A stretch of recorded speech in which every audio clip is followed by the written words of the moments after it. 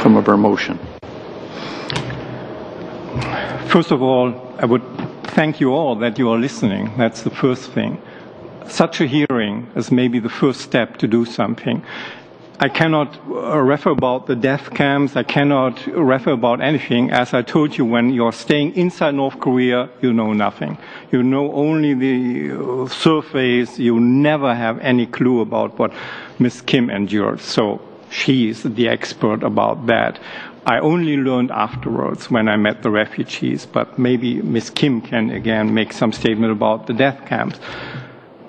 I would like you to get more hearings, and this motion and whatever is on the way now, I fully respect, I'm happy that Canada is doing something. But then I heard yesterday about a new Holocaust museum here in Winnipeg. I once was in Washington, I told you, in the Holocaust Museum there, and there was a special exhibition about Sudan, what's going on in Sudan. Maybe one day there will be some exhibition about what's going on in the Middle East and Egypt nowadays. Then I had the idea yesterday, hey, you have so many students going through your parliament and on a visit tour. Why not have a special exhibition about North Korea and this new Holocaust Museum special exhibition? Then, the North Koreans need information. So we went to the North Korean border from South Korea, Panmunjom, near Panmunjom, and we inflated balloons, simple balloons, and the wind was blowing to the north. They carried little radios, cheap Chinese production, and the people were happy. As I told you, my translator, he asked me if I can give him a radio from China. They are listening to this information. They are needy for information about the outside world. And then my dream was always that it would become true what I told the North Koreans when they kicked me out. I told them, one day we will meet again at the International Criminal Court in The Hague. And maybe that's also a way. We need somebody who will maybe do the same like with Milosevic in The Hague. We need somebody who will take Kim Jong-il accountable. He's still there.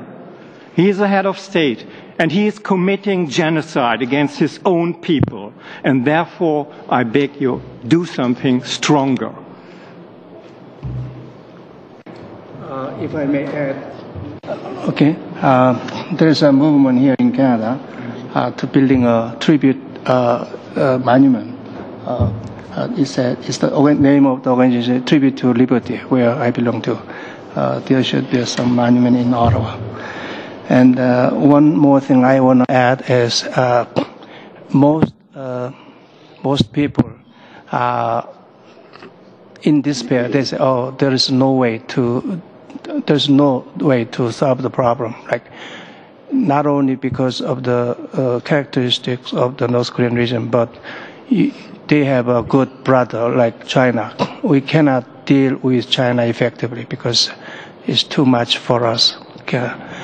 One thing, I mean, world is changing, and in China, in North Korea, we have new generation in China. I heard now they care. The people, the younger generation in China, they care as to how they are viewed by outside world.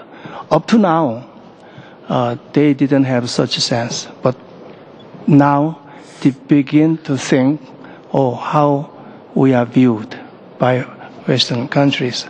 That means we have a chance. We can ask the Chinese government to do something about it. And I think if we keep on asking, then they will listen. And in North Korea, I hear from one of the refugees that the North Korea regime depends on military, because military is isolated. They are so faithful to the regime because they don't know, they don't have any outside information. But the soldiers in North Korean army now are the generations who experienced in their childhood the starvation period in late 90s. they knew their grandmother, grandfather, parents died of starvation.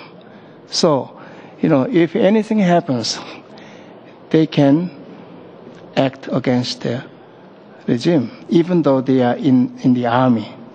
Okay? And nowadays, we are talking about Egyptian crisis. Okay? There are some similarities or differences between North Korea and Egypt. If you keep the dictatorship so long, something will happen eventually. And if you don't do in advance, if you don't prevent it in advance, the result, the crisis, the chaos will be very costly. So we should do as early as possible. And in North Korea, there are many cell phones now. And the well-to-do people, they are using these communications. And even high officials in the military, they are defecting to South Korea these days.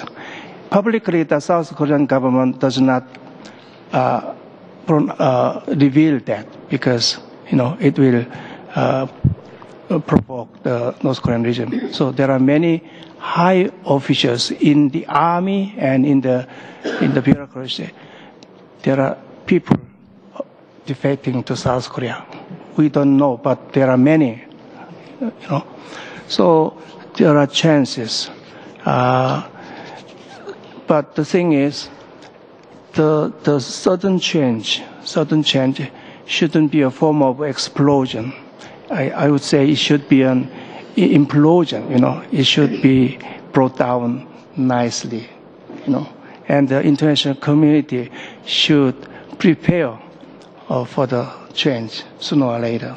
And Canada is, I think, one of the leading countries to do that. Okay. I let that round go considerably over time.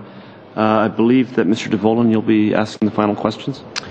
Yes, thank you, Mr. Chair. And I also want to thank the witnesses, Dr. Bullertson and Mr. Lee, for being here today, and for Mrs. Kim for coming back.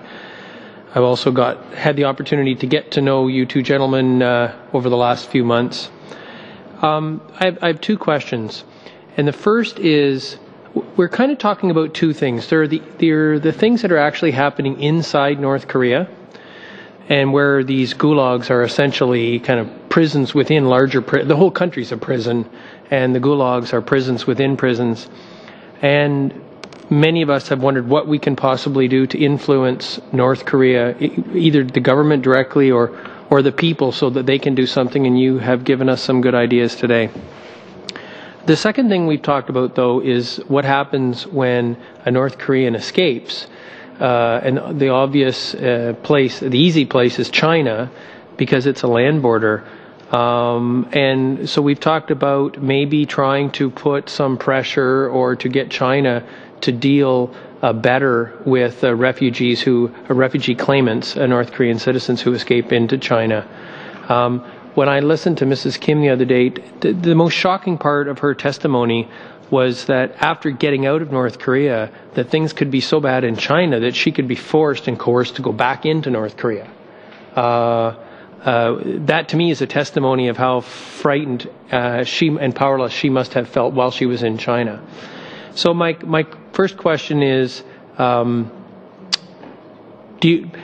my motion and the other motions that have been brought forward are more kind of oriented towards getting China to do something rather than North Korea. I think because we sense that we might be successful with China where we're not going to be successful with North Korea.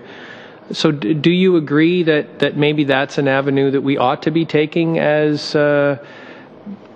citizens of the world and political leaders to maybe spend our time focusing on China to improve the plight of those who get out of North Korea, or do you think we're better there's something we can do directly with North Korea? And I'll ask my second question if I have time.